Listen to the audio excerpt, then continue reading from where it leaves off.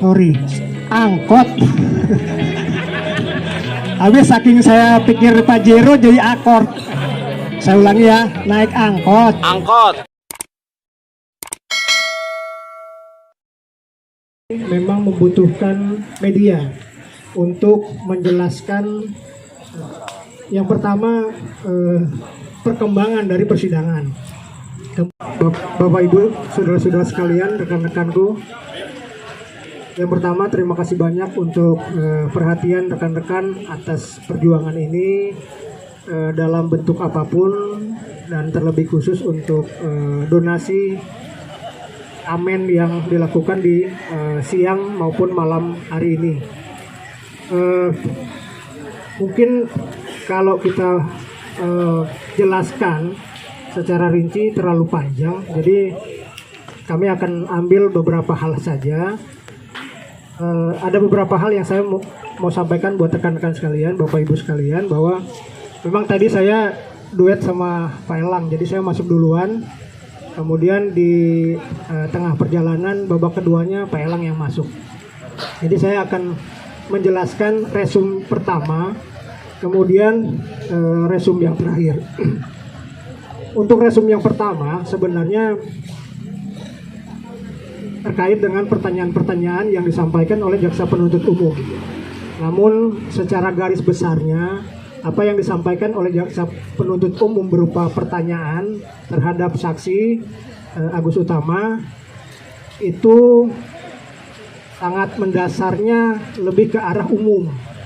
Jadi saya ulangi lagi ya, sangat mendasar itu ke BAP, tapi pertanyaannya sangat umum. Jadi tidak menyampaikan hal-hal yang sebenarnya harusnya memberatkan terdakwa. Namun kalau Bapak Ibu simak tadi, bahwa apa yang disampaikan oleh jaksa penuntut umum lebih mengarah ke apa yang ditanyakan di BAP, dan itu sebenarnya tidak terlalu mendalam dalam setiap pertanyaan-pertanyaan yang diberikan dan jawaban-jawaban yang diberikan. Namun ada beberapa hal penting yang saya coba sampaikan. Kalau menurut saya sih ini sangat miris sih, kalau buat saya sedih sekali, karena ada beberapa kali sebenarnya kita bilangnya saudara sih, cuman memang saudara yang melupakan apa ya, saudaranya gitu loh. Kalau Bapak Ibu simak, dia selalu bilang ke Pak Aye itu si Aye, betul ya? Buat saya sebenarnya sedih banget gitu loh. Karena walau bagaimanapun kita harus bisa menghormati orang yang lebih tua. Tidak boleh tidak. Apapun kondisi kita harus belajar untuk menghormati. Tapi pada saat kita mendengar begitu, sedih sebenarnya sih. Harusnya masih bisa orang itu mempunyai rasa hormat gitu. Itu saya catat beberapa kali dia bilang Pak Aye itu si Aye. Ya. Dan Bapak Ibu, saya yakin Bapak Ibu sendiri mendengar itu. Ada beberapa hal sebenarnya yang ditanyakan dan sebenarnya dia terjebak. Yang pertama, dia sampaikan bahwa dia mendapatkan keuntungan namun berbentuk koin. Apapun bentuknya, dia sudah sampaikan bahwa dia mendapatkan keuntungan. Kemudian dengan adanya edisi cash ini sebenarnya dia diuntungkan, dan itu juga dia jawab. Kemudian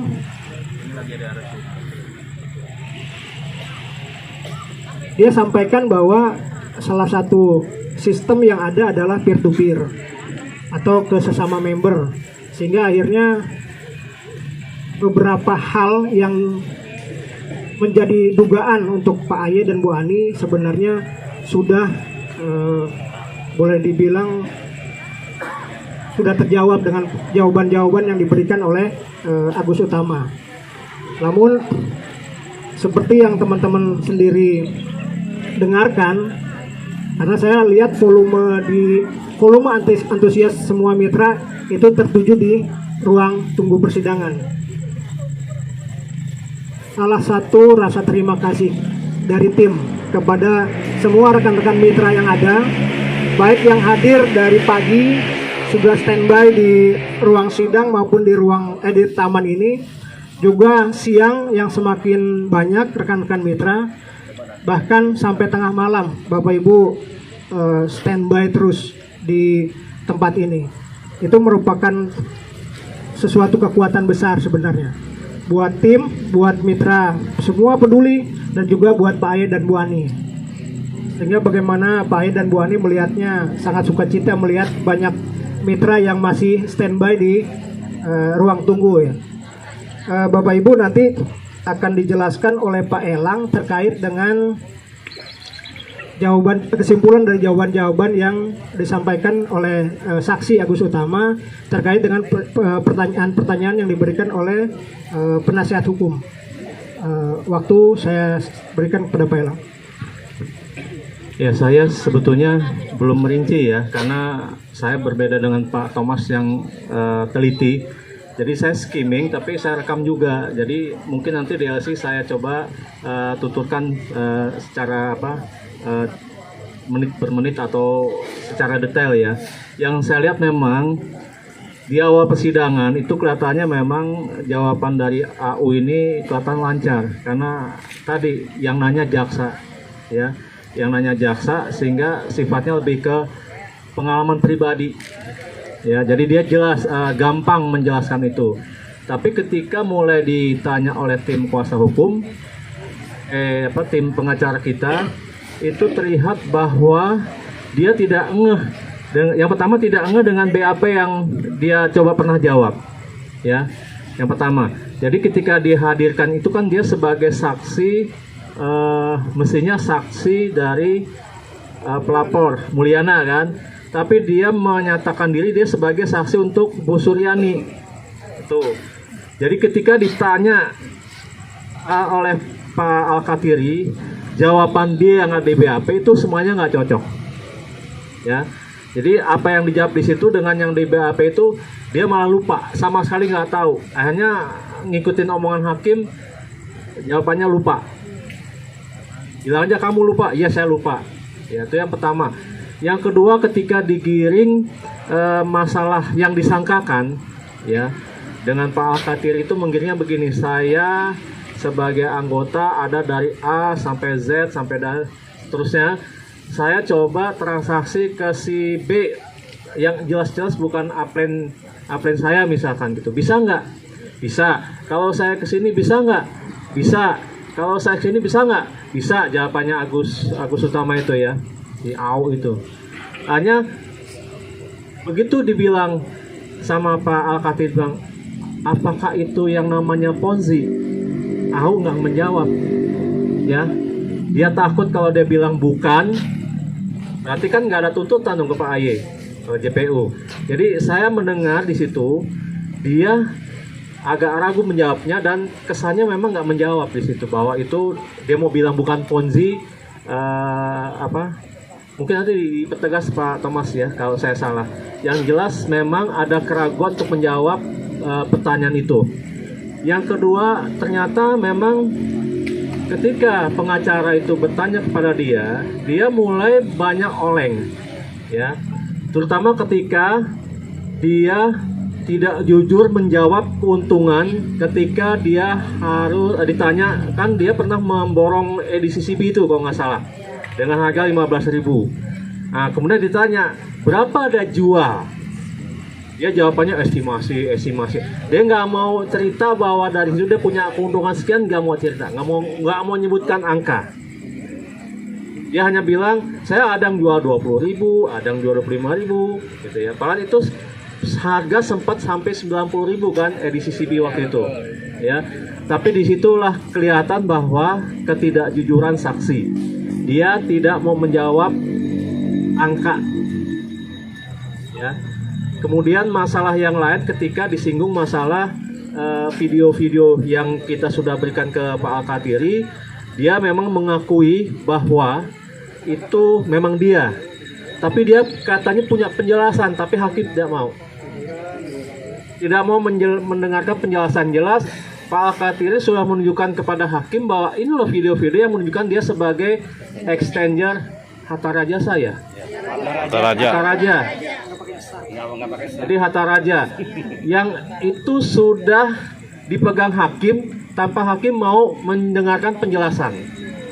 Jadi fakta persidangan itu fakta menunjukkan bahwa dia menawarkan diri punya uang segepok, siapa yang mau mencairkan silahkan. Itu fakta persidangan yang rekan-rekan sekalian bisa melihat bagaimana penasihat hukum kita, baik itu Pak Katiri maupun Bu Elsa, bisa memberikan pertanyaan-pertanyaan yang menyudutkan. Sebenarnya bukan menyudutkan sih, tapi memang fakta yang ada. Karena kita semua ini sebenarnya saksi fakta. Namun kalau kita semua dihadirkan menjadi saksi, ya mungkin 5 tahun lagi putusannya. 57.000 jadi saksi kan gitu. Karena kita semua adalah saksi fakta dalam perjuangan edisi case ini. Saya akan coba berikan penjelasan dari apa yang disampaikan oleh Pak Aye, Bu Ani, Pak Asep dan lain sebagainya. Ini jawaban dari mereka terkait dengan apa yang disampaikan oleh saksi Agus Utama. Pak Aye, yang pertama dia sampaikan bahwa semua yang disampaikan oleh saksi saya bantah. Berikutnya, saksi Agus Utama ini bergabung awalnya sebenarnya dengan Pak Dedeng. Yang berikutnya, sebenarnya saksi itu memiliki edinar koin yang dikonversi ke rupiah. Jadi bukan nilai rupiahnya. Kemudian Pak Aye sampaikan bahwa awalnya saksi Agus Utama ini naik akord ke kampus. Maksudnya kampus Edinar gitu, naik akord. Kemudian angkot. Habis saking saya pikir Pajero jadi akord. Saya ulangi ya, naik angkot. Kemudian yang berikutnya, Pak Aye menegaskan bahwa saksi Agus Utama itu pegawai PT CPS. Yang berikutnya, Pak Aye sampaikan bahwa program itu tidak ada hubungannya dengan edisi case. Saya hanya memberikan edukasi. Bahasanya beliau, kalau guru ngajar, apakah gurunya yang jadi tersangka, kan gitu. Kemudian berikutnya, karena saksi adalah karyawan, maka saksi diberikan perintah untuk memberikan edukasi, selalu memberikan edukasi di kampus. Kemudian berikutnya, saat saksi Agus Utama memberikan presentasi ke base camp dimanapun di luar daerah, maka uang operasional itu diambil dari perusahaan PT CPS dengan cara beliau mengajukan estimasi, kemudian diganti dengan sistem reimbursement. Itu kalau perusahaan seperti itu.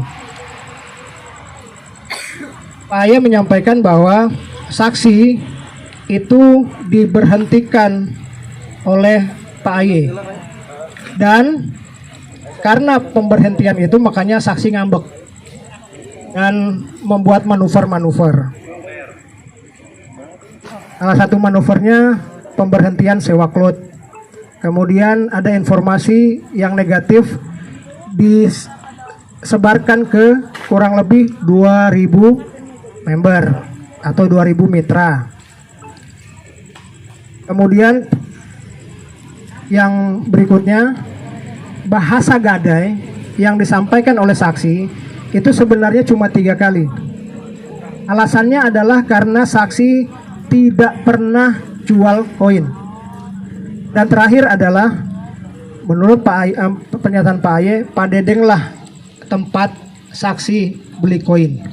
Itu yang pertama. Kemudian yang kedua, terkait apa yang disampaikan oleh Bu Suryani. Beliau sampaikan bahwa dia ini sebenarnya karyawan dari edisi case dan BCPIN. Yang kedua, menyangkut edukasi, pembayaran karena atas dasar karena saksi ini adalah karyawan. Dan satu lagi, karena saksi adalah karyawan, maka saksi mengetahui seluk-beluk tentang edisi case. Yang ketiga, jawaban dari Pak Asep. Pak Asep sampaikan bahwa pendirian edisi case